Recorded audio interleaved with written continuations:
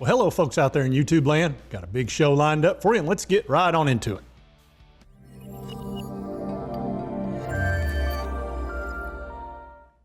All right, let's pull up the screen here. Ah, yes, Ilus International, and they did provide an update today, which I think was pretty darn interesting, and they even used the term mind-blowing. So we're going to find out if it is mind-blowing. So let's get into Ilus. All right, before we get going, yesterday, woo, what a crappy day. It was rough out there. It was kind of like this. Please disperse. Nothing to see here, please. That's right, it was brutal.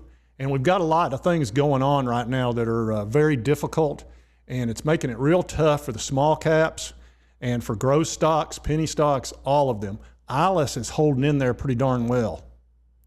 And this is what we're dealing with right here. You've got inflation, which is really tough on small caps and penny stocks because what it does, it devalues future earnings of small caps and penny stocks because inflation eats into that. Secondly, of course, we got the Rona, and you know I can't say the word on YouTube. They get all tore up and they timestamp me, and I don't know, they got all kinds of little things they do. So I won't be saying that, but that's really been tough on Ilus because they're trying to move so fast, and it's really been remarkable the things they've gotten done during what I consider the toughest business environment that I've ever seen. And I've been on this earth for a while, and I've been in business for a long time, and it's really difficult. So I'm pretty impressed with what they've done. And then we've got the fear of interest rates, which they're going to have to go up to do something about this, because that's the only way right now they can do anything about it, because inflation's terrible out there, and this nonsense that it's 4.6, 6.6, 7%, it's none of those three things. In my opinion, it's 12 to 15%. And where do I come up with that number? Well, let's see. I've been into the grocery store. I've been to a restaurant. I've rented a car. I've been out in the world. I've bought gas. I've done all kinds of things in the last 12 months. And it's more than 4 to 7%. It's 12 to 15 in my opinion. And I think the rest of the country sees that as well. And these numbers usually, like I say, I don't know.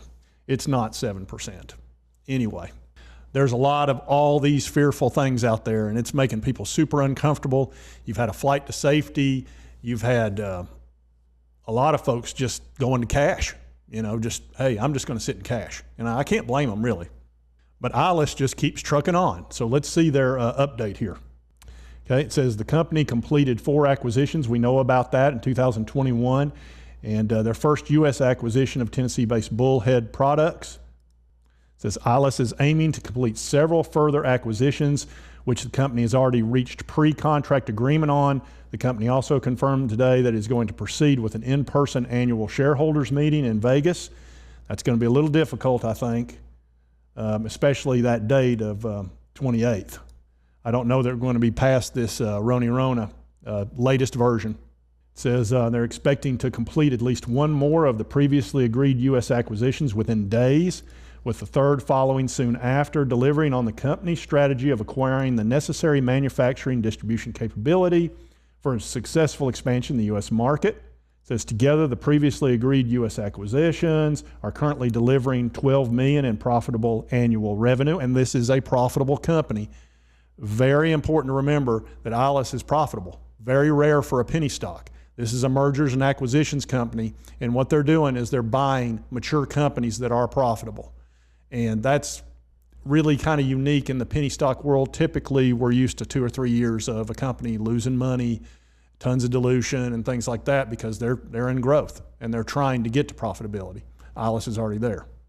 It says Ilus is in the final stages of 2 very exciting technology company acquisitions. The first of which they're trying to get into the metaverse market, and that's a virtual and augmented reality training software company, obviously training people how to fight fires through this various augmented reality. And I think that's a pretty good future right there. The metaverse and all of these different virtual realities, it's coming. Whether we like it or not or agree with it, doesn't really matter. It's coming, so you might as well deal with it. And they're trying to get right in the middle of that. It says the agreed acquisition already has 7 training modules and 22 tutorials, with a further 30 modules in development. So they're really on top of this thing, and they've been working on it for quite a while. This didn't just happen today. So secondly, Ilus has agreed the acquisition of a pioneering unmanned aerial vehicle, and we've covered that before. This is a company that's based in Germany, and what they can do is they can use these unmanned aerial vehicles to send all kinds of different firefighting apparatus, products, etc., and it can fly up to 2 hours. And of course, they could take this up to the top of the roof of a burning building, for example, and get those products where they need to safely without having to put anybody in jeopardy. And that's one of the big things about firefighting is you don't want to get anybody hurt. And it's tough to do that because fighting a fire is very dangerous. And you'll notice they did that with the Mongoose. And that's one of the things about MIST technology. If you remember the Mongoose, they basically go through a wall, use the MIST technology to put out a fire, and the firefighters on the outside. Totally safe. Doesn't have to worry about a roof falling in on him or having to deal with brutal temperatures, et cetera. So, I mean, they're taking it to the next level with technology.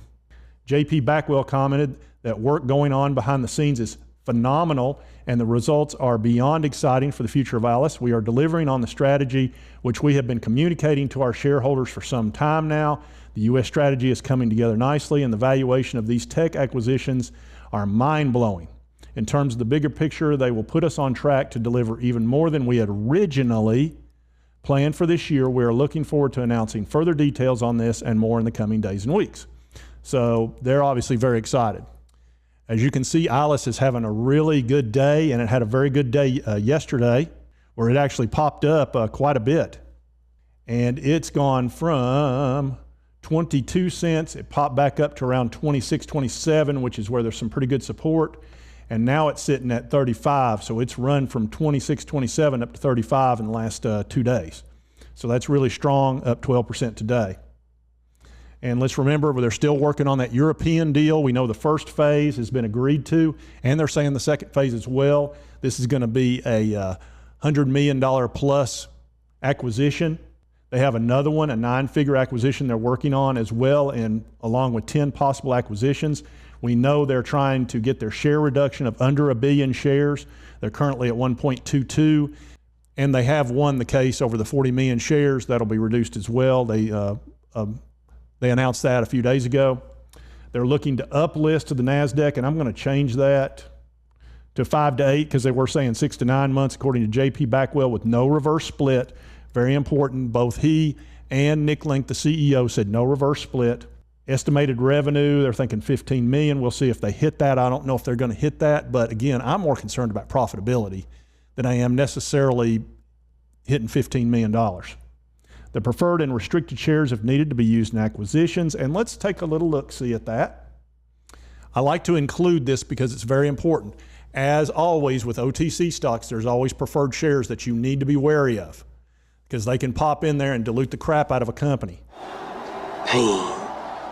What Nick Link did, he said this on April 5th. If you want to go back and look at this letter, they do letters to the shareholders, and they're on their website. You can check that out. And this was April 5th. And they recently just did one a few days ago, which I covered. But it says, my holding company holds 390 million common shares, all of the preferred A shares and all the preferred D shares. And this is the shares that, remember, they tried to run a short report on Ilus about. And all the preferred E shares. We have not sold a share and do not have plans to sell any. Rest assured, our interests are mutually aligned, obviously, with the shareholder. That's important. Now, granted, I don't know Nick Link. I've never met him. But I don't think he would risk his entire reputation and put this out there if he didn't mean it. I wouldn't. But, like I said, that's up to you to decide. So far, he's been doing what he said he's going to do. And, of course, we know about the water mist technology. They're using that in numerous products. Of course, I mentioned the Mongoose. That's one of them.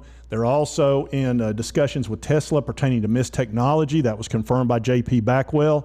Mist technology would be great for electric fires, especially compartment fires, because it does use so little water. And you want to use as little water as you can in a situation like that. Those two things, electrical and water, don't mix so well.